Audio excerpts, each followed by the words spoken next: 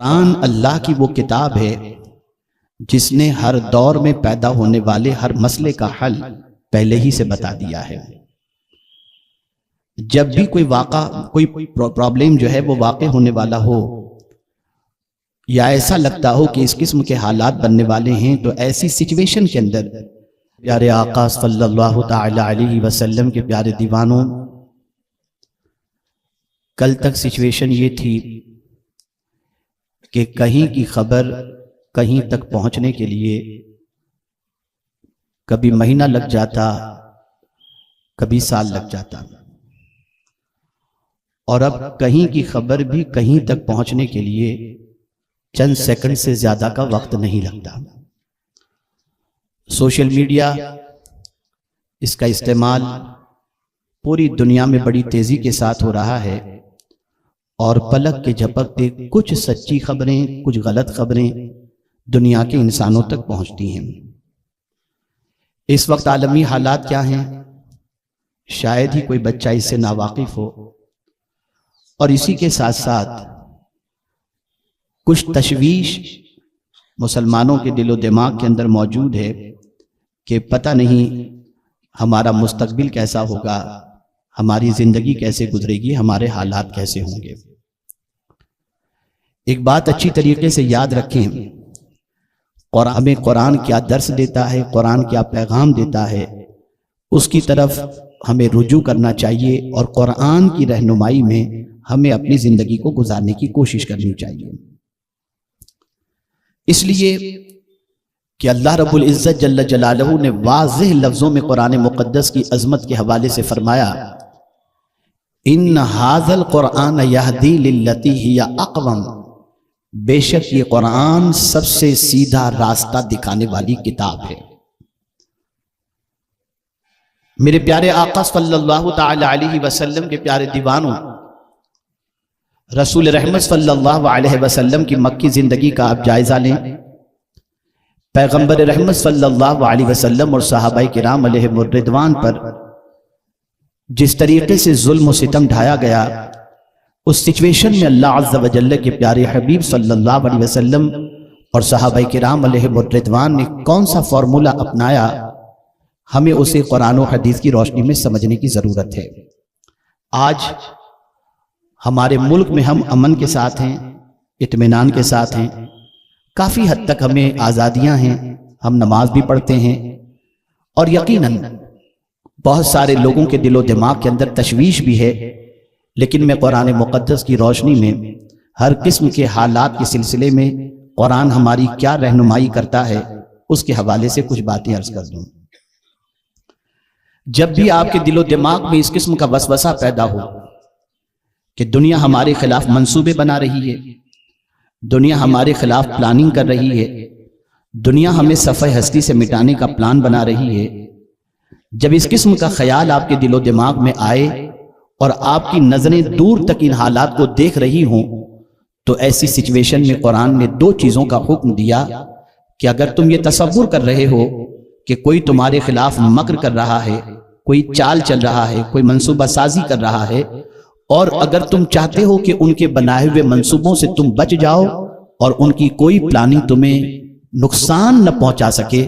تو دو چیزیں اختیار کرو، وَإِن تَصْبِرُوا وَتَتَّقُوا لَا يَضُرُّكُمْ كَيْدُهُمْ شَيْئًا۔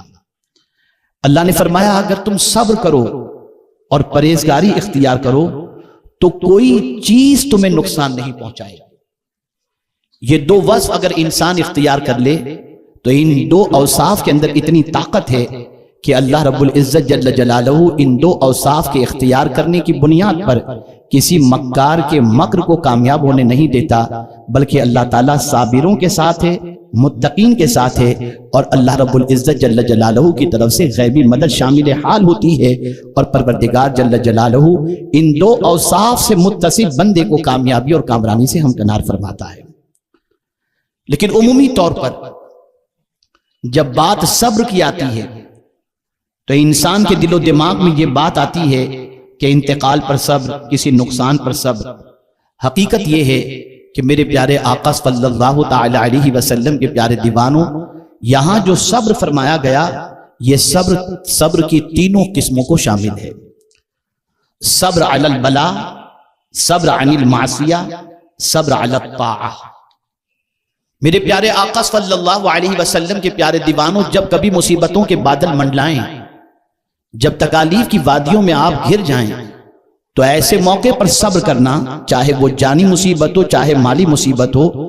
اس چیز کو کہتے ہیں صبر علی البلا۔ یعنی میرے پیارے آقا صلی اللہ علیہ وسلم کے پیارے دیوانوں، ایسی مصیبت میں شور و گل کرنے کی بجائے اگر دامن صبر کو تھام لو تو اللہ رب العزت جل جلالہ صبر علی البلا پر اجر بھی بے شمار عطا فرماتا ہے۔ لیکن تاریخ کے اوراق کو اگر آپ الٹ کر کے دیکھیں تو آپ دیکھیں کہ صبر علی البلا کس طریقے سے صحابہ کرام علیہم الرضوان نے صبر کا مظاہرہ کیا۔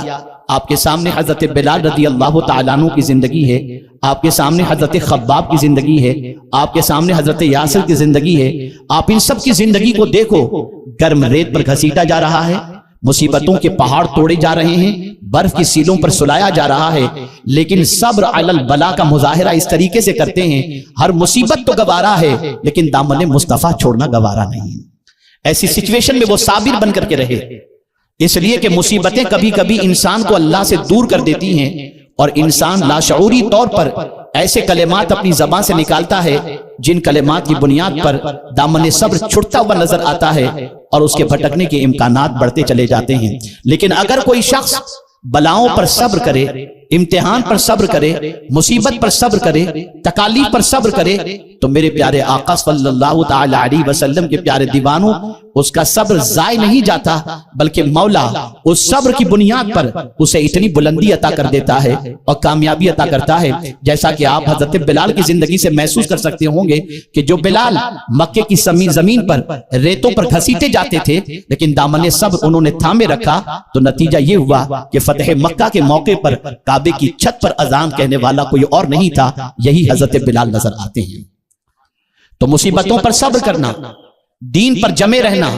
اللہ عز و جل کی الوہیت کے اوپر قائم رہنا کہ مولا ایک ہے وحدہ لا شریک ہے، عقیدہ توحید کو تھامے رکھنا، عقیدہ رسالت کو تھامے رکھنا، اور اسی کے ساتھ ساتھ ایمانیات کے کسی شعبے کو نہ چھوڑنا اور اللہ پر کامل بھروسہ کرنا، یہ در حقیقت بلاؤں اور مصیبتوں پر صبر علی البلا کا مظاہرہ ہے۔ اور جب کوئی مصیبتوں پر صبر کرتا ہے، پریشانیوں پر صبر کرتا ہے، تکالیف پر صبر کرتا ہے، تو میرا مولا اس کے اجر کو ضائع نہیں فرماتا، بلکہ میرے پیارے آقا صلی اللہ علیہ وسلم کے پیارے دیوانوں، کل بروز قیامت شجرۃ البلوا جس کے نیچے یہ مصیبتوں میں گھرے ہوئے بندوں کو جگہ دی جائے گی، امام حسن رضی اللہ تعالیٰ عنہ یا غالباً امام حسین رضی اللہ تعالیٰ عنہ فرماتے ہیں وہ لوگ جن کو شجرۃ البلوا کے نیچے جگہ قیامت میں دی جائے گی، وہ دنیا کے اندر مصیبتوں میں گھرے ہوئے تھے، تکالیف میں گھرے ہوئے تھے، پریشانیوں میں گھرے ہوئے تھے، آزمائش کے مرحلوں سے گزر رہے تھے، لیکن انہوں نے کبھی دامن توحید نہیں چھوڑا، دامن رسالت نہیں چھوڑا، تو اللہ تعالیٰ کل بروز قیامت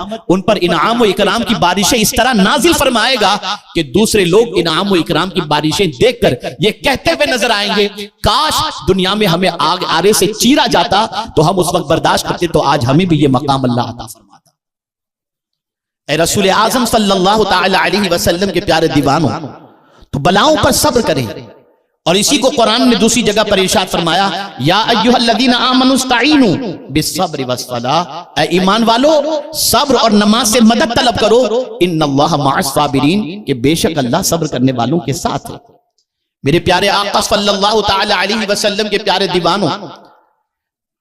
صبر عن المعصیہ، گناہوں سے صبر۔ آج اگر میں یہ کہوں تو غلط نہ ہوگا کہ اس مرحلے کے اندر جو گناہوں سے متعلق ہے یہاں دامن صبر چھوٹتا ہوا نظر آتا ہے۔ آپ ذرا سوچیں، آج ہمارے معاشرے کا نوجوان ڈرگز کی سپلائی کرتا ہوا نظر آتا ہے،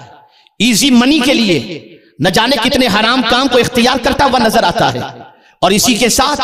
جوانی کی دہلیز پر پہنچنے کے بعد گناہ کی ہر آواز پر اور گناہ کی ہر دعوت پر لبیک کہتا ہوا نظر آتا ہے اور اپنے دامن کو گناہوں سے آلودہ کر رہا ہے۔ اگر آج پاکیزہ نوجوان تلاش کرنا ہو تو مشکل ہو جاتا ہے، اس لیے کہ سوشل میڈیا کے ذریعے گناہوں کا شوق اس حد تک غالب آ چکا کہ آج مسلمانوں کی زندگی گناہوں کے دلدل میں ڈوبتی جا رہی ہے، گناہ کی طرف مائل بھی ہو رہے ہیں۔ آپ ذرا سوچو، ڈاکٹر اگر کہہ دے کہ یہ چھوڑ دو ورنہ تم مہلک مرض کے اندر گرفتار ہو جاؤ گے، ہم چھوڑ دیتے ہیں، لیکن میرا مولا فرماتا ہے وَذَرُوا ظَاهِرَ الْإِثْمِ وَبَاطِنَهُ،